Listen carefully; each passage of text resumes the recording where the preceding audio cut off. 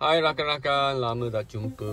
Tengok sekarang saya berada dalam kereta CX-5 saya yang dah dekat 7 tahun ni. Tak ada masalah sangat. Okay, so hari ni saya nak berkongsi berkenaan dengan bateri kereta. Sebab baru-baru ni, bila nak check balik bila saya beli bateri baru ni. Nak tengok tarikh dia, bulan 10, awal bulan 10. Dah pakai bateri ni sebulan setengah lah. Okay, so saya baru tukar bateri daripada bateri Telco ni kepada bateri yang baru ni, Yamasaki, buatan Malaysia kalau tak silap. Okay, harga bateri ni 545 sebab saya tukar bateri ni dekat Sonic Battery Puchong. Dia bagi diskaun RM35, saya hanya bayar RM510. Okay, mengapa saya tak tukar Delco? Sebab Delco kalau tak silap saya tanya dekat kedai tu 600 lebih ya. Lepas diskaun mungkin 610. So I nak memang nak cuba bateri yang murah sikit, tengok ada perbezaan tak. Tapi bateri Delco tu memang bagus lah sebab dia dah 2 tahun setengah. Tak ada masalah besar sangat. Hanya baru-baru ni saya rasa bateri tu macam ada kurang sikit lah. Masa start tu rasa seakan-akan dia perlukan lebih dia rasa macam ada sikit kesukaran nak start.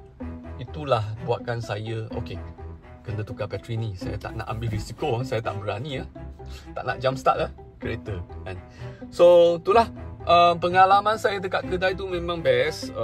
Ada 2 orang pemuda, dia datang, dia tengok kereta saya, dia dorong check bateri, dia cakap bateri tu dah sampai masa untuk tukar, option untuk saya nak tukar ke atau tak. So saya tanya dia ada apa pilihan tak. So dia bagi tahu saya Delco ada tapi mahal sikit. So dia ada satu jenama lain iaitu yang Yamasaki ni murah sikit. Setakat ni tak ada banyak masalah sangat. So I tukar saja yang murah. Sebab kadang-kadang kita nak cuba adakah murah tu sama dengan tak bagus. Okay, bateri ni dia punya capacity ada sikit kurang berbanding dengan Delco. Tapi itulah sebab dia murah kan. Tapi tak apa, saya nak cuba. Kalau saya boleh pakai dekat 2 tahun, I rasa pun okey lah kan.